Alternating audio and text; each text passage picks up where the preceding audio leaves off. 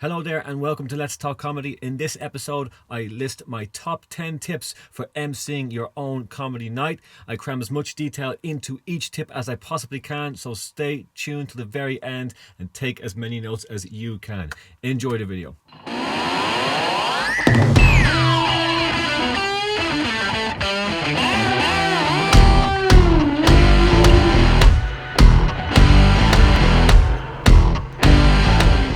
Hello and welcome to another episode of Let's Talk Comedy. My name is Gary Michaels and this is a channel dedicated to new, up-and-coming, semi-pro, aspiring comedians. If you're starting out in your comedy career, hit the subscribe button and get the most amount of value that you can out of all these videos on the channel. Today, I am going to give you my top 10 tips for emceeing your own comedy night. I have already uploaded an entire MC course on this channel. The link is at the top of the screen right about now. I will also put it in the description so you can check it out after this video. But that is about an hour long considering the two parts put together. And this video is going to be a much more condensed version of that. It's my top 10 tips. So if you don't have time to watch the entire course, or maybe you're planning on watching it later, this video is acting like a good introduction to that. Or if you just want to watch this video and have a checklist for yourself to make sure you're doing each of these things on the list next time you MC a comedy show, then all those things are absolutely fantastic. As long as you hit the subscribe button, help out the YouTube algorithm, help us all out, grow, get more eyes on the product, all that kind of good stuff. Get it done now. Hit the subscribe button. Here we go with the top 10 tips for emceeing your own comedy night. Tip number 1 is bring a clipboard to the gig. As an MC, you will have a lot of responsibilities on the night, and it's very important you get everything said that needs to be said. It's nothing worse than getting to the end of a night and only to remember you forgot something very important, like maybe mentioning a sponsor or mentioning something that the bar wanted mentioned, or else even you left an act off the bill. The worst can happen if you don't come prepared. Bring a clipboard with you, have your notes jotted down, and have it with you as all times. You don't necessarily have to bring it onto the stage as long as you can remember what you need to say. If you do bring it onto the stage, it's not much of a problem as long as you don't have to look at it all the time. But definitely off stage, have that clipboard with you because things change on the night. People don't want to go on certain places, or something changes with the venue, or something needs to be announced. Whatever it is, you can adapt, change the running order, put down whatever notes you need to. Clipboard at all times, pen, paper on the clipboard. Don't never forget it. It'll save you. Tip number 2 is make sure to greet the audience as they arrive. If you can't do it as soon as they arrive, definitely spend a minute welcoming and chatting to each member of the audience before the show starts. The sooner you can get a good rapport with the audience members, the easier it will be for you when you finally pick up the microphone to introduce the beginning of the show. Being an MC is all about winning over the entire audience and getting them all feeling the same so they can give the most amount of support to each of the acts. And there's no better way of doing that than spending a small bit of quality time with each member of the audience. Just simply a meet and greet is fine. Simply welcome them to the venue, maybe let them know what they're in for, how many acts. A little bit of information, a little bit of small talk goes a long, long way. They certainly won't get it at other comedy nights, and you will even stand out as a default. So get them on side with who you are as early as you possibly can, and you will have a much easier, better time when you finally grab the mic to start the show. Tip number 3 is to make sure the energy and the focus from the entire audience is on the stage where it needs to be before each act comes on. And I've seen it before, MCs not having the full attention of the room, getting a little bit nervous, and as a result, they quickly bring the next act on so they can get off stage. That's not fair. As an MC, you do have the responsibility to make sure that act approaches the stage with a really good, supportive, energetic round of applause from the audience and a lot of focus from everyone. So you might need to do a little extra on stage to get that done. However, by greeting the people as they come in the door at the beginning of the night correctly, opening up the show correctly, and gaining the energy the best way you know how, well, each time you ask for the energy before the act comes on, you will get it. So smashing the beginning of the night and your introduction will teach the audience to act accordingly and that you are a leader of the pack. Always take a few extra very short moments to make sure all the energy, all the focus is on you so you can pass it on to the next act. Number 4 is that you are working for the venue or the pub you are hosting the comedy in. They certainly are expecting people to be queuing up to spend money on the bar. That is the reason they are letting you host a comedy night there, so you need to be respectful of that. Any chance you can get, do mention the bar. Do ask the bar staff before the show if there's any drinks promotions going that you can mention throughout the night, or if there's anything at all that the bar want mentioning throughout the night. You should let the bar know that you are there to help them as much as you possibly can. Once the bar know this, they will probably give you more leeway at that night. They might let you do an extra night. They might let you even do a pro night. They might even start to pay over some money towards your night to help support it or help get more established acts in. So the quicker you open up conversation with the bar on how you can help the bar sales and how you can get people involved in the bar, the better for everyone. So have that into consideration, that you are working for the bar, you are representing them in front of your audience. So keep that in mind and open up dialogue with the bar so you can both help each other out and get even more out of the night. Number 5, the MC works continuously throughout the entire night. From the moment you get in the door to the moment you leave at the very end after the last audience or last act has left the building. You are still the MC, voice of the entire night, even during the interval, even after the show, especially before the show. During the interval and these other moments when you're not on stage, people might want to talk to you. But you cannot go into very relaxed mode and start talking to them for a long period of time, even if they're your friends that came to see you perform. As a result of this, you're going to forget what you're doing, you're not going to be on best form, and even worse, you might push the interval over time and start a little bit late. No one wants this, and a lot of your acts might have another show to get to, and by pushing late, they go on later and it jeopardizes their later on show. Very, very bad situation for everyone. Stay away from that. Do remember, you are the MC persona for the entire night.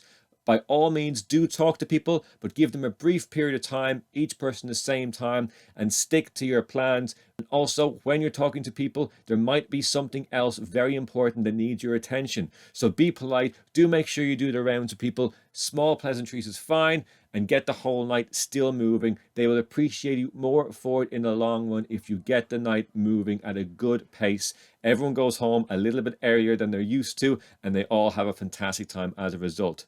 And this also ties in with number 6, which is just about time. Start on time. You have got to start as on time as you possibly can. By you starting on the advertised time, you are giving respect to your audience and especially to the acts. What I've noticed is that when the interval runs a very long time over what was advertised, let's say you say we're going to have a 10-minute interval and it ran for 16 minutes, well, the people who come back lose interest in the show much, much quicker. One, they've had too long a break away from what was supposed to be happening, away from where the focus was. And the second, well, you already made a mistake and you weren't true to your word. As a result, they think it's going to go a lot later into the night and their brain just can't cope with thinking about going home close to midnight. It's not fair on anyone, and there, as a result, they just shut off mentally. By you starting the second half exactly on the time you said, regardless of how many people are in the room, you start on time, they come rushing in and they are a lot more awake and they know you're going to be rigid with it and end on time. So they give a lot more attention to the next acts, which is the most important thing they can be doing. So always start on time, as it shows you the professional you are, and you can get on stage, get the second half going, and everyone is having a great time.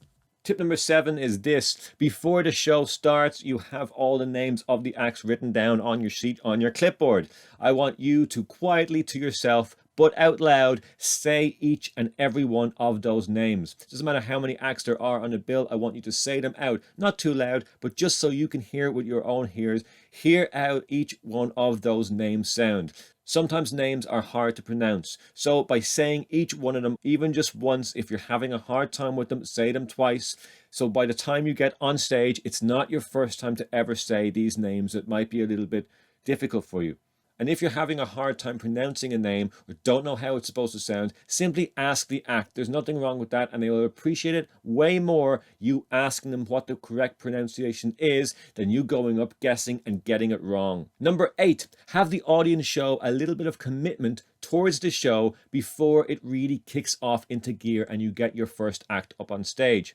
In the MC course, I call this the clap and cheer technique, and it is the most important tool you will use as an MC. I will not go in full detail here because on the MC course, in the description, I have labeled each and every timestamp so you can go there, click on the clap and cheer, and just watch that section. I urge you to do so. It will make you a stronger MC to be able to gauge all the energy of the audience and bring it up or bring it down depending on where it needs to be. However, in this video, I'm going to say it's very important you get the audience to commit just a little bit or a lot if that's the style of MC you want to be, but just a little bit before you announce the first act. What this does is it gets everyone in the room feeling the same. That is your job throughout the entire night. Make sure everyone's feeling the same. Try and make the whole audience feel as connected to each other as possible. This could be something as simple as if there's a few empty chairs in front of you and people have all chosen to sit in the second and third and fourth row, so back to the very end of the room. Well, you can get every single person in the room to get up and move one row forward. Or it could be something as simple as getting them to shimmy forward in their seat a few inches. Or else you separate the room into sections and you do a kind of a clap off with people. Any fun thing that gets them committing a little bit of energy, a little bit of focus towards you as the MC and the whole night in general, gets them feeling the same, and it will make it better for the first act who has to brave the stage to be the first one on the night, which very few people like to do. In my experience, very few comics like to go on first, but every single comic I've ever met always loves to smash the like button. Tip number 9, I shouldn't have to say it, but unfortunately, after looking at too many people making this mistake, I feel I just absolutely have to add it into my top 10. Tip number 9 is this: watch the show. As an MC, you've just got to know what's going on at all times. You have to understand how the audience are perceiving the act that's on stage. Are they doing well? What kind of material is being spoke about? You have to be able to play off each and every one of these things that happen. Too many times I've been at an open mic comedy show. It doesn't tend to happen at the pro shows, and when it does, it's not that great because this is a recipe for disaster. When the MC announces an act and walks off the stage, out the room, and comes back in roughly when the act should be finishing. It's no good. You need to be there in the room, watch all the acts, enjoy the show. We're all supposed to be loving stand-up comedy, aren't we? Watch the show, enjoy all the acts, figure out what's going on at all times. There's a lot you need to pay attention to when the comics are on. How are they being perceived? Are they going down well? Does the energy need to be picked up after they come off? All that kind of good stuff. And even if you're responsible for the one taking pictures, sometimes the MCs at open mics are, sometimes they're not.